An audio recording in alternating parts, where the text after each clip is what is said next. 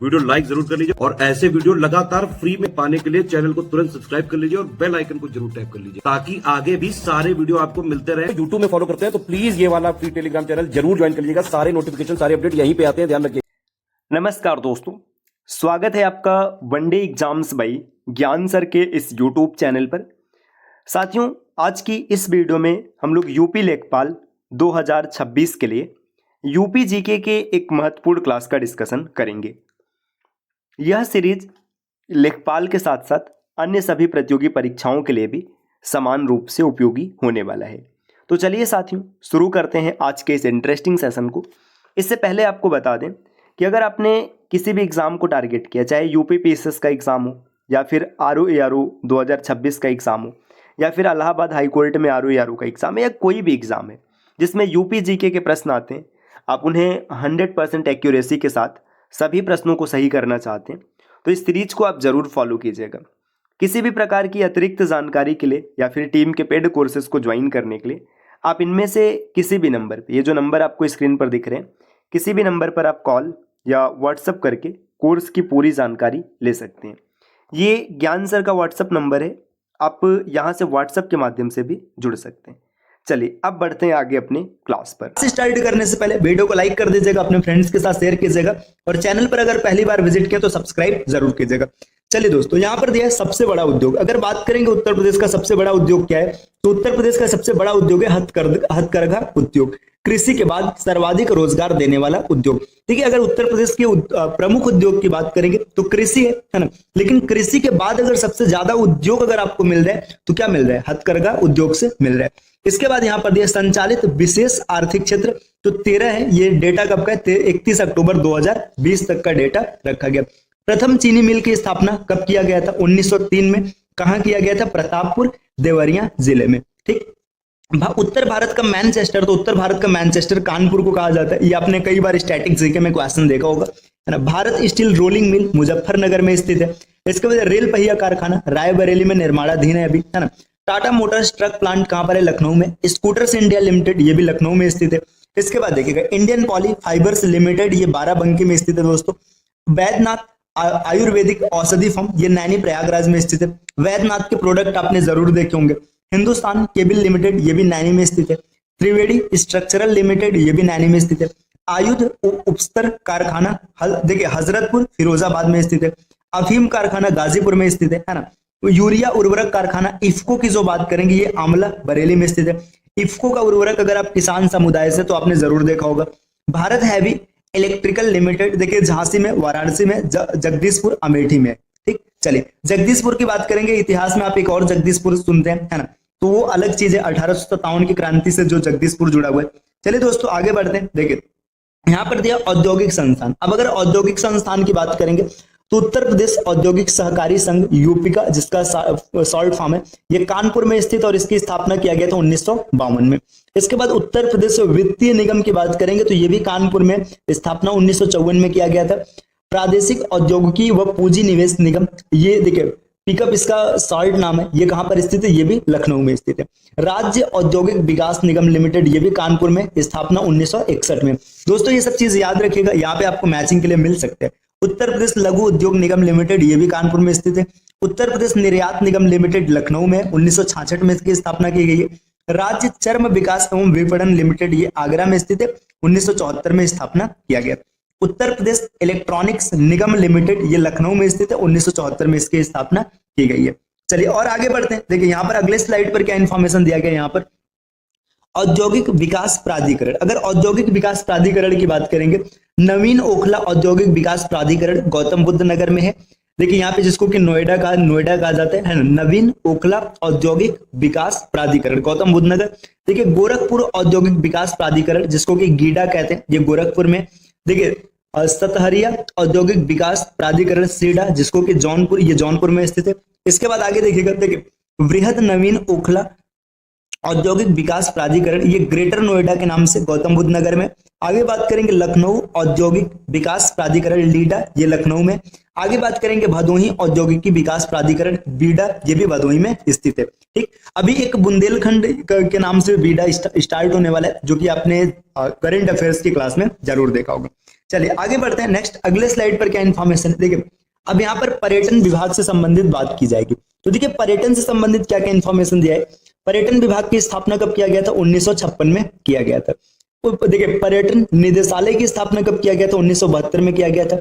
उत्तर प्रदेश पर्यटन विकास निगम की स्थापना 1974 में किया गया था। देखिए पर्यटन विभाग की अगर बात करेगा तो 56 याद रखेगा, है ना। पर्यटन निदेशालय की स्थापना बात करेगा तो 1972 है। और देखिए उत्तर प्रदेश पर्यटन विकास निगम की स्थापना 1974 है। पर्यटन को उद्योग का दर्जा कब मिला था, तो ये 1998 में मिला था। प्रथम पर्यटन नीति, इसको भी याद रखिएगा, प्रथम पर्यटन नीति 1998 में। उत्तर प्रदेश नई पर्यटन नीति 2018 में बनी। तो 2018 में नई पर्यटन नीति बनी, है ना।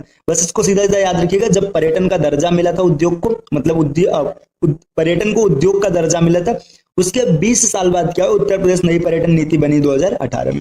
उत्तर प्रदेश हेरिटेज पार्क की बात करेंगे। देखिए यहाँ पे 3 जगह दिए, आगरा, लखनऊ और वाराणसी।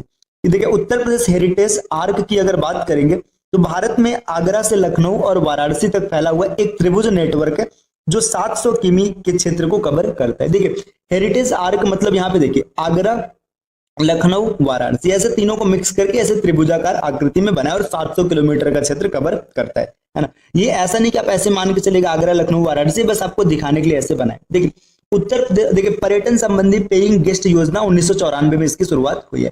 मैत्री परियोजना बौद्ध स्थलों के विकास हेतु, ये मैत्री परियोजना को याद रखिएगा। देखिए जितनी भी परियोजनाएं हैं उसकी हम लोग अलग से क्लास करेंगे और उसका विस्तार से डिस्कशन करेंगे। अभी खाली इतना याद रखिएगा कि मैत्री परियोजना बौद्ध स्थलों के विकास के लिए चालू किया गया था, ठीक है। यूनेस्को की विश्व धरोहर सूची में शामिल स्मारक, ताजमहल को 1983 में शामिल किया गया, आगरा का किला 1983 में शामिल किया गया, फतेहपुर सिकरी 1986 में शामिल किया गया और कुंभ मेला को 2017 में शामिल किया गया। यूनेस्को का जो विश्व धरोहर स्थल है, इसमें उत्तर प्रदेश से आपको ये प्रसिद्ध जो जगह को शामिल किया गया, यहाँ पर इसका वर्णन है। देखिए माननीय कांसीराम पर्यटन प्रबंध संस्थान चिन्हट लखनऊ में है। इसके बाद देखिए अब बात करेंगे हेरिटेज आर्क एवं संबंधित स्थल। अब हेरिटेज आर्क कहाँ पर है और उससे संबंधित स्थल क्या क्या है, तो इसकी बात करते हैं। देखिए यहाँ पर दिया गया 3 हेरिटेज आर्क है का, एक आगरा में है, एक लखनऊ में और एक वाराणसी में। आगरा, लखनऊ, वाराणसी कहने का मतलब है कि पूरा एक त्रिभुजाकार क्षेत्र बनेगा जिसमें 700 किमी का दायरा आएगा। आगरा से बात करेंगे, देखिए Agra, Fatehpur Sikri, Chambal sanctuary, Barsana, Bateshwar, Etawah lion safari, Gokul, Nandgaon, Mathura, Vrindavan, इसको याद रखिएगा।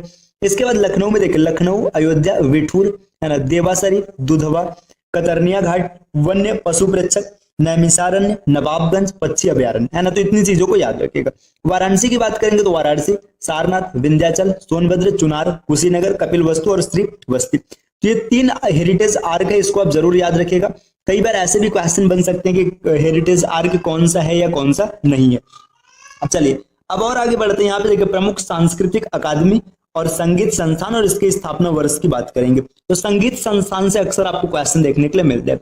राज्य ललित कला अकादमी की स्थापना लखनऊ में किया गया था 1962 में, है ना। तो बस इतना याद रखिएगा कि ये कहां पर स्थित है और स्थापना वर्ष क्या। उत्तर प्रदेश संगीत नाटक अकादमी, देखिए लखनऊ 1969 में, पूर्व नाम उत्तर प्रदेश संगीत नाट्य भारती था 1963 तक, है ना। भारतेंदु नाट्य अकादमी लखनऊ में है ना। इसके बाद राष्ट्रीय कथक संस्थान, ये भी लखनऊ में। जनजाति एवं लोक कला संस्कृति लखनऊ में। कला एवं शिल्प महाविद्यालय, ये भी लखनऊ में। देखिए यहाँ पर इतनी स्टार्ट में आपने जितना देखा है सब लखनऊ में। भारतीय कला भवन, ये कहां पर है, वाराणसी में। तो इसको याद रखिएगा, भारतीय कला भवन वाराणसी में, है ना। देखिए इसके बाद यहाँ पे देखिए उत्तर प्रदेश चलचित्र निगम की स्थापना 1975 में किया गया। इसके बाद और आगे अगर बढ़ेंगे, देखिए यहाँ पर यही इंफॉर्मेशन है तो साथ में यहीं पे समझ लीजिए। देखिए आगे देखिए क्या दिया, मोतीलाल नेहरू बाल संग्रहालय लखनऊ में, है ना। उत्तर प्रदेश राजकीय अभिलेखागार प्रयागराज 1947 में, है ना। इसके बाद सर्वाधिक मेले कहां पर लगते हैं, तो मथुरा में लगते हैं, इसको याद रखिएगा। कुषाण एवं गुप्त युगीन सांस्कृतिक एकमात्र संग्रहालय मथुरा में, है ना। बटेश्वर मेला आगरा में, है ना। इसके बाद सुलहकुल उत्सव, ये भी आगरा में। चरकुला नृत्य, ये भी आगरा में, है ना। तबला एवं सितार के आविष्कारक कौन है, अमीर खुसरो है ना। अयोध्या शोध संस्थान अयोध्या में स्थित है। उत्तर प्रदेश जैन विद्या शोध संस्थान लखनऊ में। देखिए इसमें जितनी चीजें लखनऊ में है ना, इसको याद करने का आसान तरीका क्या है, जो जो जो अलग जगह है, जैसे यहाँ पे भारतीय कला भवन, इसको याद रख लीजिएगा वाराणसी में, है ना। इसके बाद इस प्रयागराज को याद रखिएगा, मथुरा को याद रखिएगा, 4-5 याद कर लीजिएगा, बाकी सबको सीधा सीधा समझ लेना। इसके बाद अगर कुछ पढ़ रहा है तो सब कहाँ पर है, लखनऊ में। चलिए दोस्तों आते हैं अगले स्लाइड पर। अगले स्लाइड पर क्या इन्फॉर्मेशन दिया गया, देखिए शिक्षा से संबंधित कौन कौन से विभाग की स्थापना किया गया, इसकी बात की जा रही है। देखिए राज्य शैक्षिक अनुसंधान एवं प्रशिक्षण परिषद 1981 में इसकी स्थापना किया गया था। उत्तर प्रदेश बेसिक शिक्षा परिषद 1972 में बनाए, है ना। उत्तर प्रदेश अनुसंधान परिषद 1989 में बनाए। Doctor Ambedkar institute of technology for handicap Kanpur में 1997 में इसकी स्थापना किया गया। हृदय रोग संस्थान एवं जेके कैंसर संस्थान ये भी कानपुर में है ना। उत्तर प्रदेश ग्रामीण आयुर्विज्ञान एवं अनुसंधान सैफई इटावा में 2005 में खोला गया। उत्तर प्रदेश भाषा निगम 1958 में बना है ना। उत्तर प्रदेश में कितनी भाषाओं को राजकीय भाषा का दर्जा प्राप्त है, इसको कमेंट करके जरूर बताइएगा। ठीक, चलिए यहाँ पर मैंने 2 लिख दिया, मतलब ये कमेंट करना था 2 है। अब ये 2 कौन कौन से भाषा ये बताइएगा, और दूसरी भाषा को कब इसका दर्जा दिया गया था। उत्तर प्रदेश संस्कृत संस्थान 1976 में, उत्तर प्रदेश हिंदी संस्थान 1976 में। देखिए संस्कृत संस्थान और हिंदी संस्थान दोनों की स्थापना 1976 में की गई है। उर्दू को द्वितीय राजभाषा घोषित किया गया 1989 में, यहाँ पर जिक्र किया गया।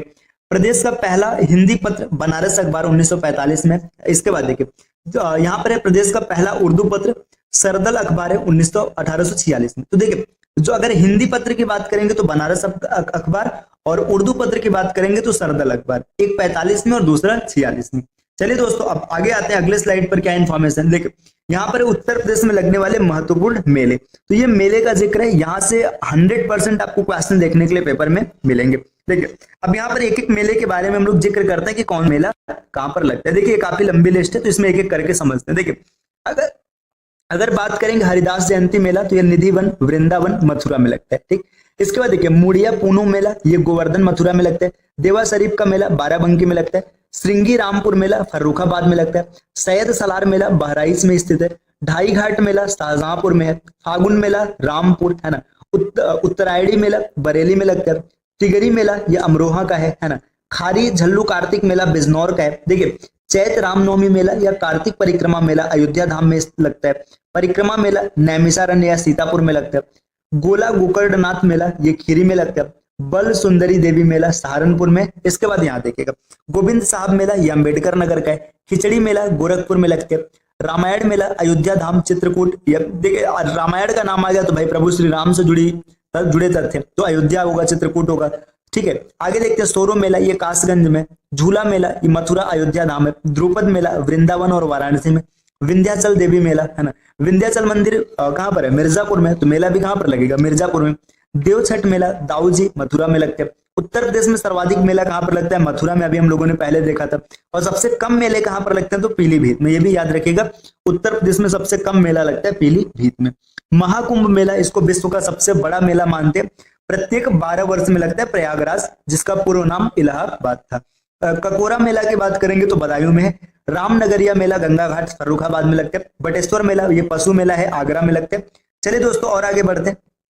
देखिए यहाँ पर और आगे क्या इंफॉर्मेशन दिया गया, अब देखिए यहाँ पर ये बल सुंदरी तक हम लोगों ने देख लिया था। कालिंजरा मेला बांदा में है ना। कजली मेला चरखारी मेला या चरखारी का गोवर्धन नाथ जू मेला ये महोबा में लगते हैं। देवी पाटन बलरामपुर में है ना। इसके बाद श्रावणी मेला संकिसा फर्रुखाबाद में। देखिए ददरी मेला जिसको पशु मेला कहते हैं, ददरी मेला भारत का दूसरा सबसे बड़ा पशु मेला, इसको याद रखिएगा, है ना। ये बलिया में लगता है। काम्पिल्य मेला फर्रुखाबाद में। सरगना मेला सरधना मेरठ में, है ना। नौचंडी मेला ये कहाँ पर लगता है, ये मेरठ में लगता है। देखिए चैत में 1 महीने तक लगा रहता है, इसको याद रखिएगा। चलिए दोस्तों आगे बढ़ते हैं। नेक्स्ट देखिए यहाँ पर क्या है, देव छठ श्रावणी या जन्माष्टमी मथुरा। देखिए जन्माष्टमी की बात आ गया तो मथुरा में होगा। नवरात्रि ये आगरा में लगता है, कैलाश मेला, है ना। नकटैया मेला ये चेतगंज वाराणसी में लगता है। आगे देखिए रथ यात्रा मेला ये भी वाराणसी में, है ना। शाकंबरी देवी मेला सहारनपुर में। सिकरी मेला मोदी नगर गाजियाबाद में। बसंत गंगा मेला ये गढ़ मुक्तेश्वर हापुड़ में लगता है। कंस वध मेला हमीरपुर में लगता है। कंस मेला मथुरा व फतेहपुर सिकरी में। मकनपुर मेला ये कानपुर में लगते हैं। तो दोस्तों ये प्रमुख मेला रहे, है ना। अब इसके बाद हम लोग महोत्सव और इससे जुड़े संस्थान की चर्चा अगले क्लास में करेंगे। तो चलिए दोस्तों मिलते हैं आपसे अगले क्लास में कुछ नए कॉन्सेप्ट के साथ। तब तक के लिए नमस्कार।